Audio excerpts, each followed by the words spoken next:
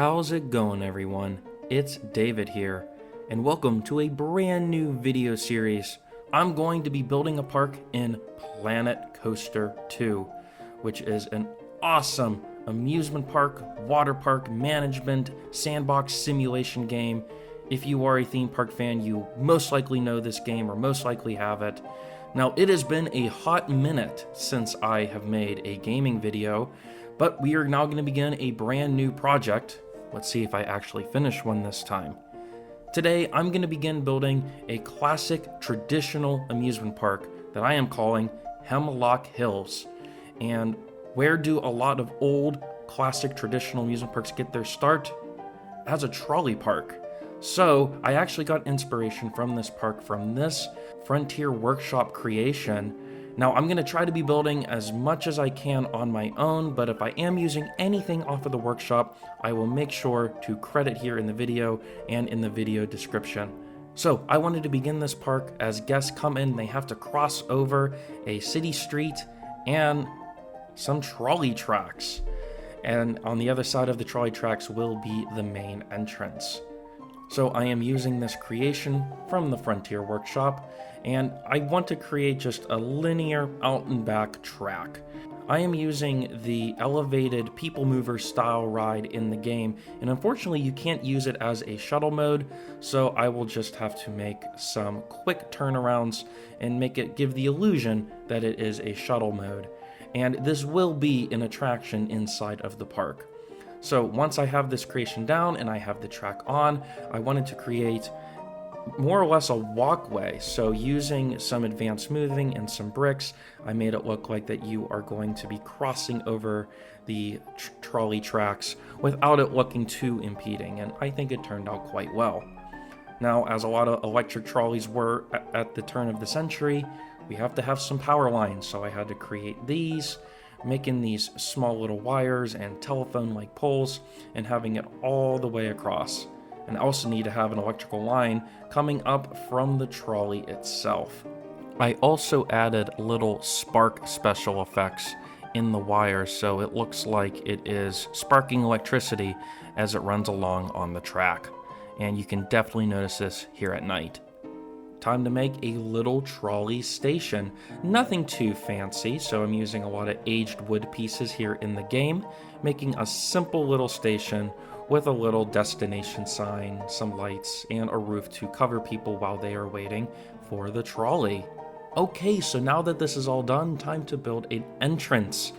And I'm going to have a big prominent sign that says Hemlock Hills on it. Now, I don't want this entrance to be too big, but I also want it to look elegant and timeless as well. I'm going to have a big sign that says Hemlock Hills on it, has some flowers hanging off from the roof, and I'm going to have a clock on either side so that people can see what time it is coming in and leaving the park.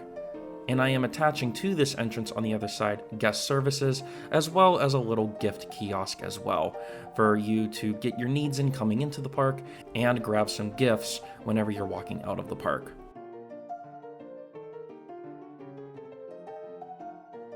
So as you come into the park, I think it is best to have a little bathroom. And over here, I'm going to be having some staff and maintenance facilities.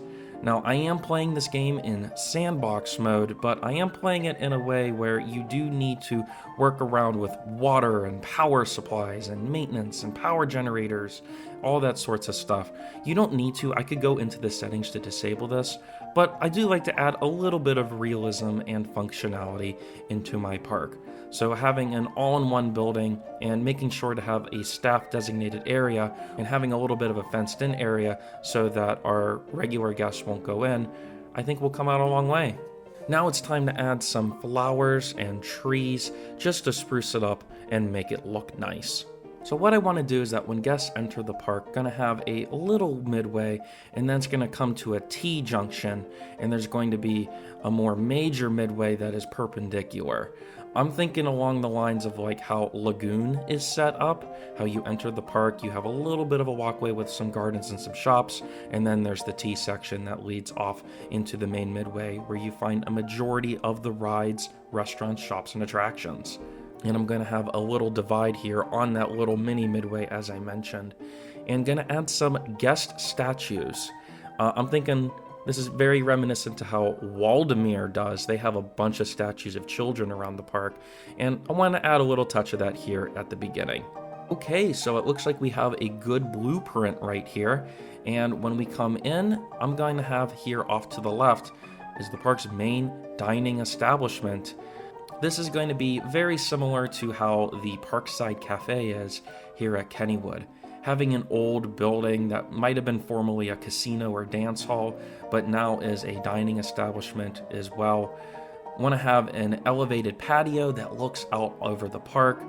Just recently, Planet Coaster 2 added restaurants where you can have linked in tables and trash cans to make it more functional.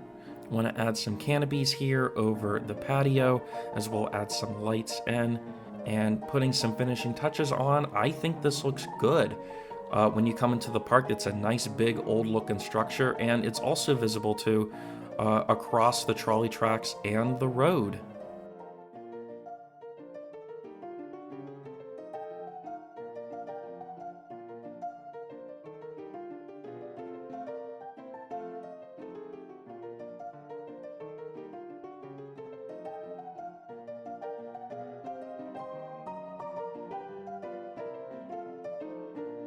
Alright, I think that's going to do it here for this first episode of Hemlock Hills.